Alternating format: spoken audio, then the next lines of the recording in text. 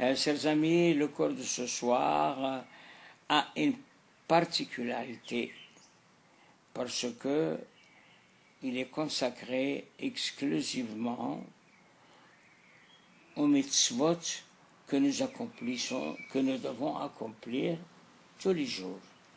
Et à ce sujet, Chachamim, en particulier Or HaChaim HaKadosh, pose une question.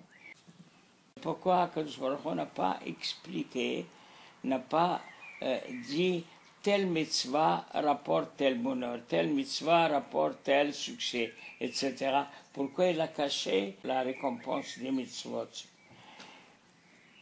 Et bien sûr, les pérosim sont nombreux. Je me contenterai de partager avec vous le péros de Or HaChaim HaKadosh, dans lequel il dit la chose suivante.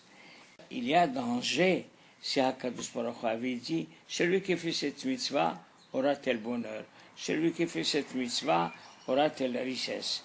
Alors HaKadosh Baruch Hu a caché la récompense des mitzvot pour deux raisons.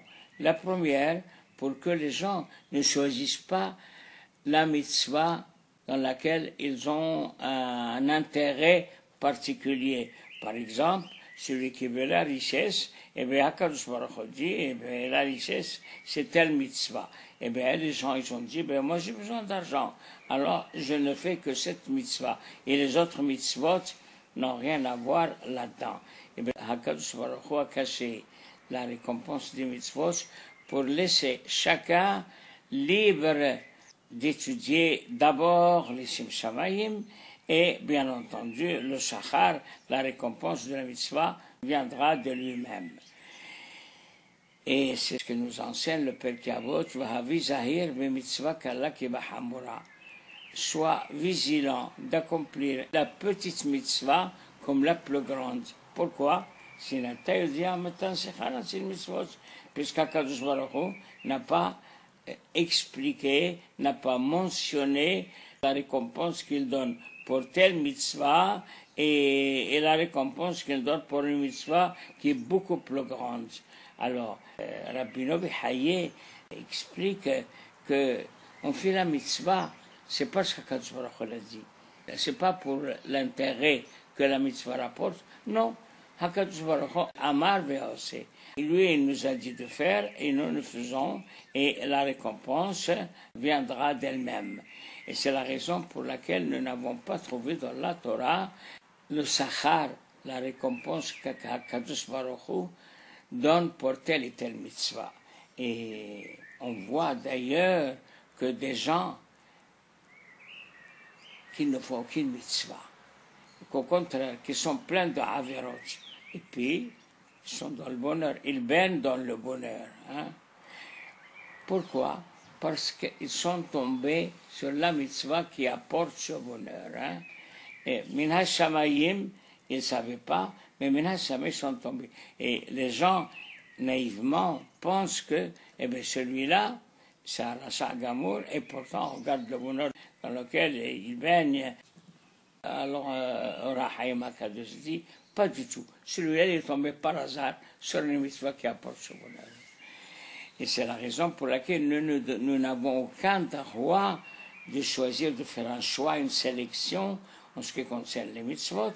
Les mitzvot, nous devons les accomplir, sauf à Sachar là-bas. Et HaKadosh Baruch Hu, bien sûr, donne la récompense. Et cette idée est fondamentale pour toutes les mitzvot. Mitzvot ta'aseh. Quant à mitzvot le ta'aseh, dans une autre circonstance, Be'ezrat Hashem, nous essaierons aussi d'expliquer la punition de mitzvot le ta'aseh. C'est ce que d'ailleurs Antignos il se redit, ne soyez pas comme ces serviteurs qui servent leur maître, almenat les kabel peras, dans le but de recevoir leur récompense. Non.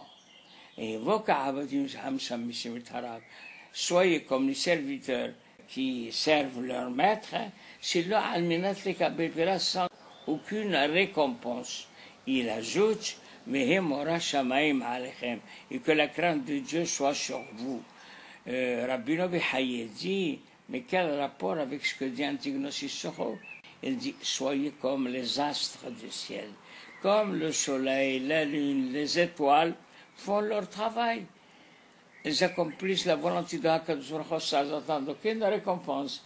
La lune n'attend pas une récompense, le soleil non plus. Et bien elle dit, Vehi mora shamayim alechem.